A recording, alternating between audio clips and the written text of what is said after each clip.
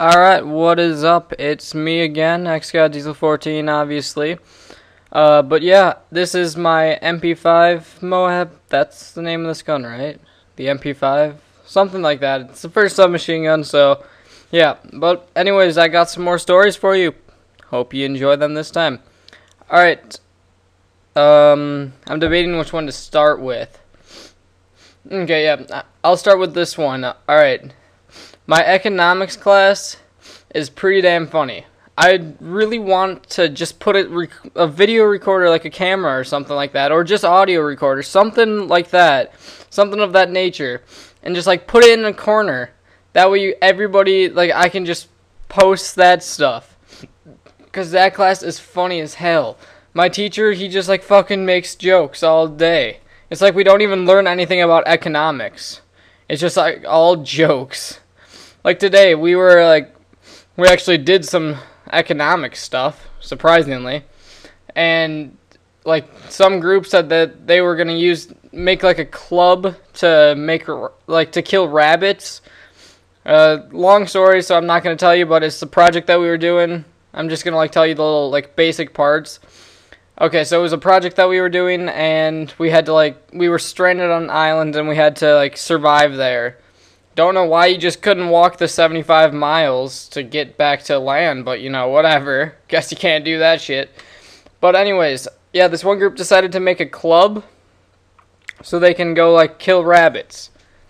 And first off, my teacher was like, you're gonna go sneak up behind a rabbit, take your club up, and just slam down on the rabbit. And the rabbit's just gonna stay perfectly still so you can do this. And everybody started laughing at that first. And then he started going off on this one story of when he was 7. I'm just going to leave out the names pretty much because I don't remember any of the names, but it started off like he was in 7th grade, not 7th grade, he was 7 years old, and he was with a group of his friends. I forget how many he said, so I'm just going to say 5. There was 5 of them, I don't know. But there was 5 people there, and back then he said that they didn't have PS3 or Xbox or something like that. I put that in there, but they probably didn't have it out there. So they would go out in their subdivision and had a forest in the center with a cul-de-sac in it, and it was a cul-de-sac and there's a forest in it. That's how he described it. I can't really describe it any better because I don't know what it was, but he said him and his friends would take rocks and color them. That way they would know which one is theirs. And they would throw it into the cul-de-sac. And the game that they would play is they would go find their rock. And the first one to find their rock would win. So then he went off and started telling us that, well, his friend got a big rock, colored it the color that he wanted. He threw it. And they all went in to find their rock. And he yelled for all of them to come over there. And apparently my teacher, I was about to say his last name, which probably would not be very good, but my teacher said that his friend's rock had landed on a chipmunk's tail, and the chipmunk was just flailing everywhere. And just the way that he did actions with it, and the way that he was saying it too, just sounded so funny. So then they were debating whether or not to pick up the rock, because they thought that if they would pick up the rock, the chipmunk would start attacking them, because he said this chipmunk was going mad, it wanted to kill somebody, is what he said. So they were just debating, and he said, well, one of his friends walked off, and they didn't know what he was doing. He came back with a bigger rock, he said, and chucked it down on the squirrel's head. And just the way that he did the actions again, and his voice, it just sounded so funny. Just a 7-year-old just chucking a giant rock down at a squirrel's head. And then he said they all just started picking up rocks and just stoning the squirrel. So then they started picking it up and picking up the rocks. And the squirrel was dead, obviously, because it can't really survive that many rocks thrown at it. I mean, it's pretty small.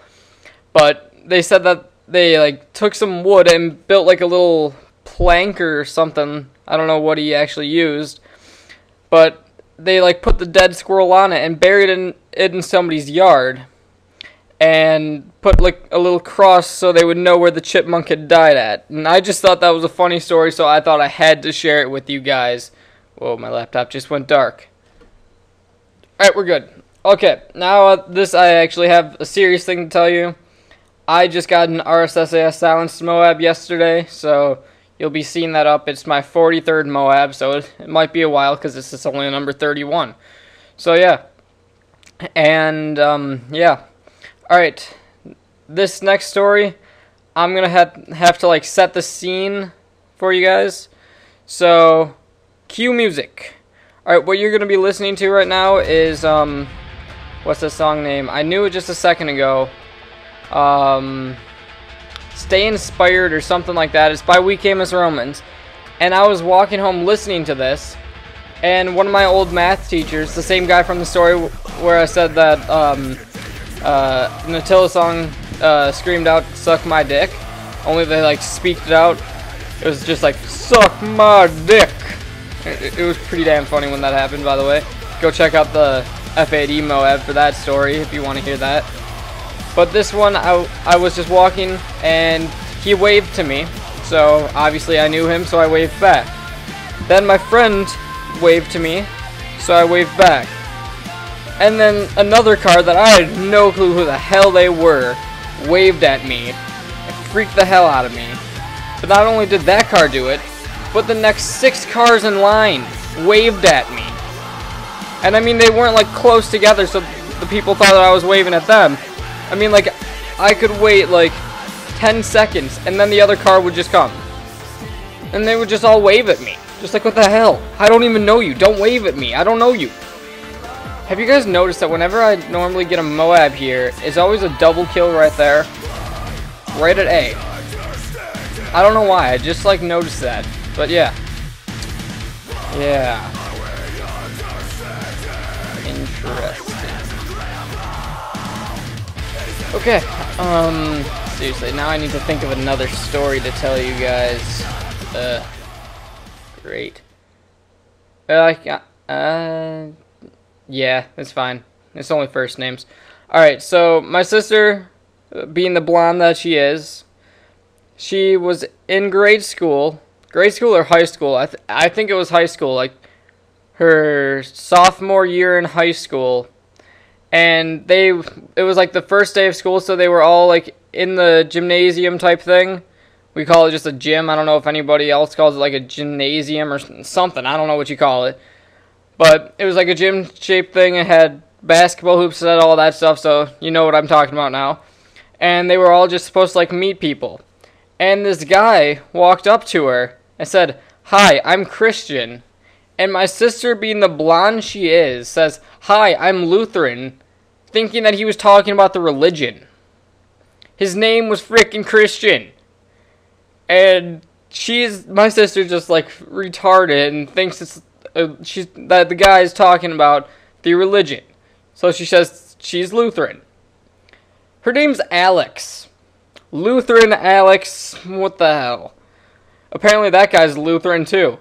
Because she said, my sister said that she's Lutheran, and he said, "Oh, I'm Lutheran too, but my name is Christian." My sister felt like a complete dumbass, I bet. I just guarantee she felt like a complete, utter dumbass. So, yeah. Leg spike there. I'm gonna take a drink of Mountain Dew.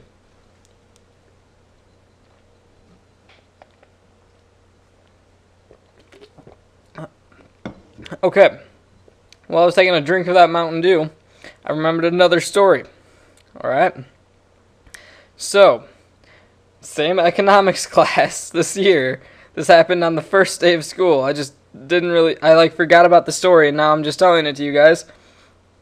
But my teacher has the biggest amount of ADD or ADHD, whichever one doesn't let you focus on things for a long periods of time, and just makes you say random stuff. So we were just talking, then all of a sudden he started talking about how his voice cracked, which started this entire 20-minute conversation of this one subject, how we can't drink Mountain Dew. So yeah, I might not be able to do this entire thing. I'll try. If anything, I'll just pick it up in the next commentary. But what he said was he had a cold, so he's trying to cut down on Mountain Dew because it'll just like make the phlegm build up that he could just chuck it through a window and it'd break the window. So that's the starting part of it. So now he said that whenever there's like a Mountain Dew machine across, well, not like a Mountain Dew machine, but it's like a soda machine that has Mountain Dew in it, and it's across the hall. And he said that everybody else, like all the like staff workers, like the principal, decided to put it there just to torture him. So he told us if we ever see a Mountain Dew on his desk, take it off his desk and drink it in front of him as a punishment. Or if it's open, just throw it away. Don't drink it because that would be nasty, is what he said. And then if he's holding it in his hand, go for the wrist. Just knock out his wrist and he'll drop the Mountain Dew.